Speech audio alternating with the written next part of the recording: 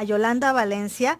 Ella es terapeuta sistémica y nos viene pues a hablar sobre lo que es la meditación pragmática. ¿Cómo estás, Yolanda? Bienvenida. Muy bien, muchísimas gracias por la invitación, contenta de estar aquí. Gracias. Bueno, pues platícanos, bueno, de ese término de meditación pragmática. ¿Qué se conoce como meditación pragmática? La meditación pragmática en sí es un trabajo neuronal con una metodología sistémica que ofrece técnicas para la vida diaria. Técnicas para aprender, técnicas para desaprender, tiene mucho que ver con la senso-percepción, la memoria, el aprendizaje consciente y el manejo adecuado de las emociones. ¿Qué beneficios puede tener este tipo de meditaciones y qué tanto la gente pues recurre a esto, que no sé si lo conoce como tal, ¿no?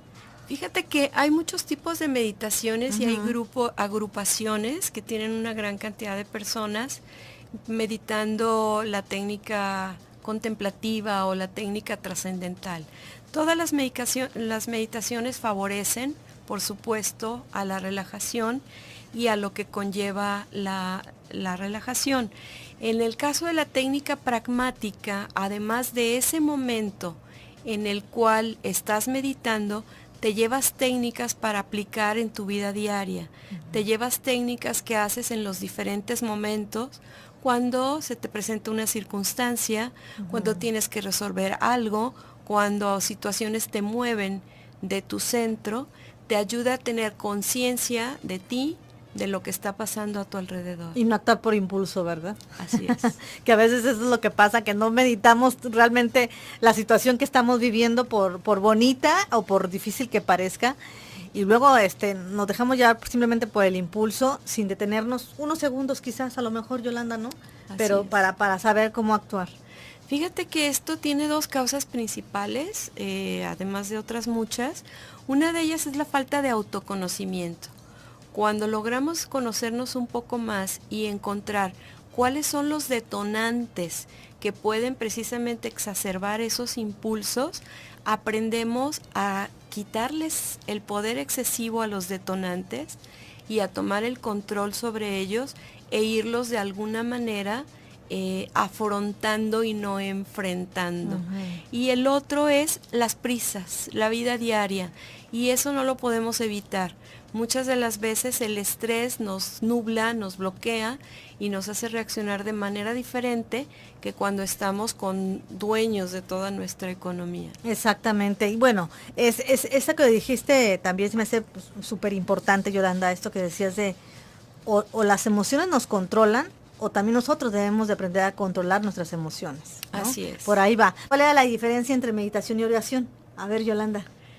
Te hacía la referencia a San Juan de la Cruz, hace una reflexión respecto a que cuando él oraba, él hablaba con Dios. Y cuando él meditaba, él se dejaba escuchar lo que Dios hablaba con él.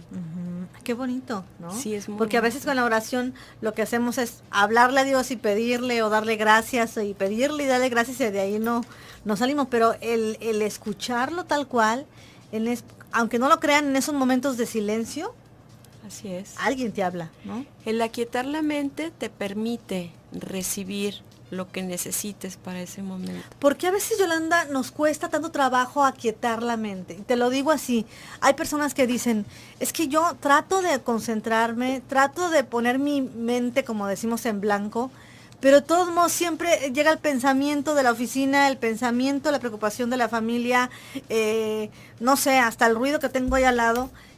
¿Por qué cuesta a veces es difícil para unas personas el aquietar la mente, como tú lo mencionas? Tiene que ver por las características de la persona, su tipo de actividades y su forma de manejar el estrés, pero también con el tipo de meditación. Por ejemplo, una meditación contemplativa en donde te focalizas en una imagen determinada, en una circunstancia determinada, donde el guía te deja bastante rato en silencio sin darte indicaciones, muchas personas les cuesta trabajo continuar si no están escuchando qué más hacer, si ya se acabó, si sigue algo.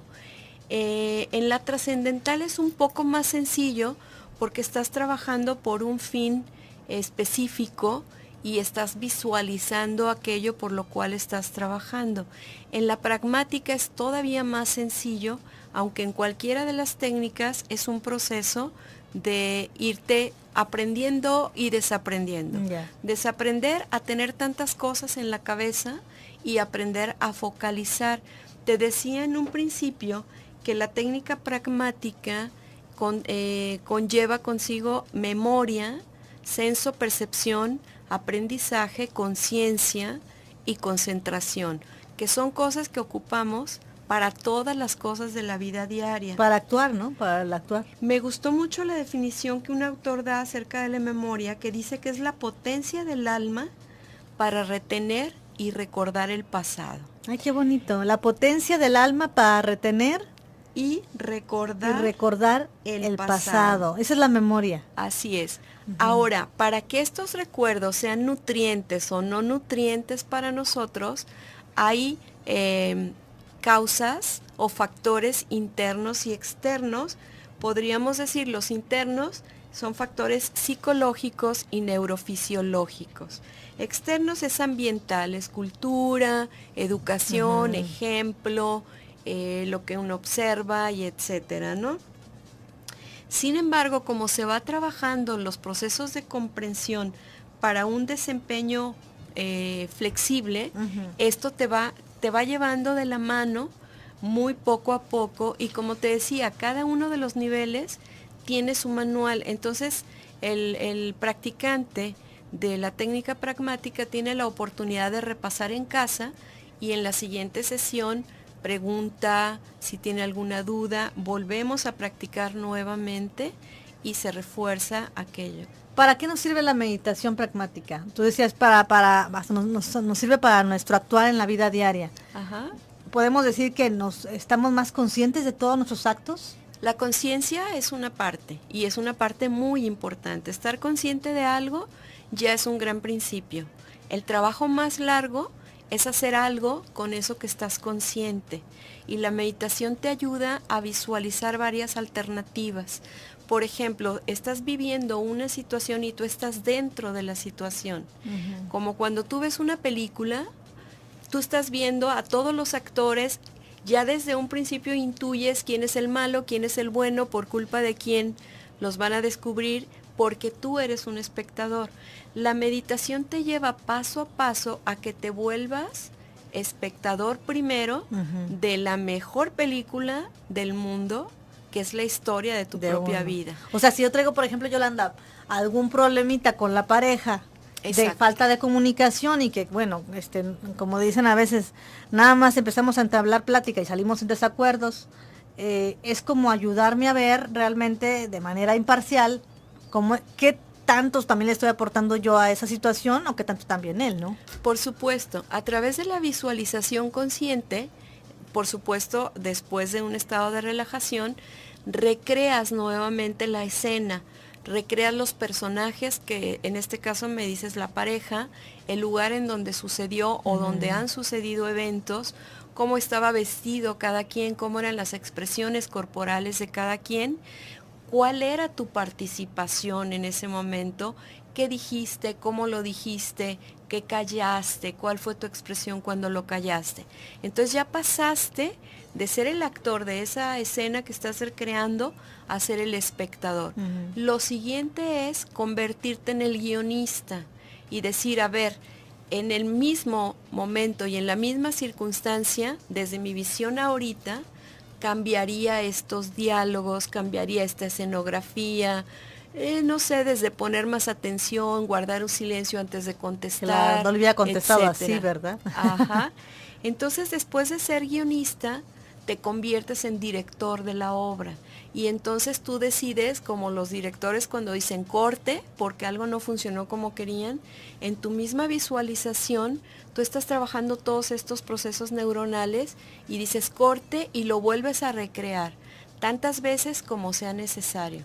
Cuando ya regresas de la relajación, tienes una visión bien diferente y si te vuelve a suceder lo mismo, no actúas igual. Muy probablemente ya tengas más herramientas para reaccionar diferente. Claro, de diferente manera. O sea, ¿qué se necesita para meditar?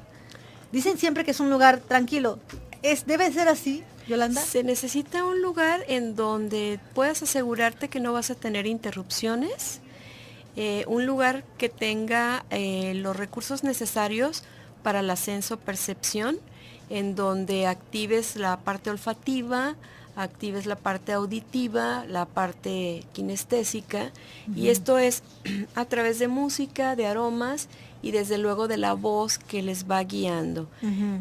Aparte del ambiente externo, que fundamentalmente es esto, que sea un lugar muy tranquilo donde el meditante se sienta seguro, es la guía. Me comentabas hace un ratito si hay una inducción. Hay una inducción para que poco a poquito, a través de esta inducción, empiezan a ir soltando el estrés y empiezan a ir soltando todos los pendientes con los que venían antes de iniciar. Después ya viene propiamente lo que es el trabajo. Habíamos comentado que se trabaja con la memoria declarativa y de procedimiento, es decir, recopilar hechos pasados y luego reacomodarlos conscientemente de acuerdo y tomar de ahí también el aprendizaje.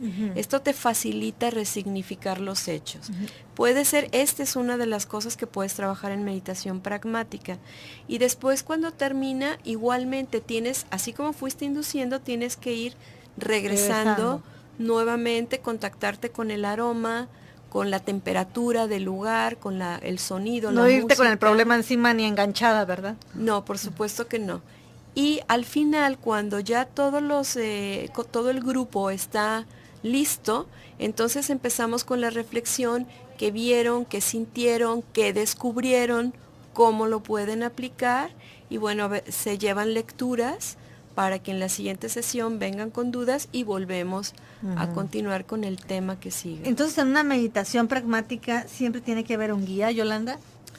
En la pragmática, no, cuando ya tomaste tú los 3 niveles, tú te la puedes autodirigir. Ok. Así Pero es. una persona que apenas esté conociendo de esto, ya decías, si ya traigo un poco de conocimiento, sí puedo integrarme a un grupo de meditación pragmática.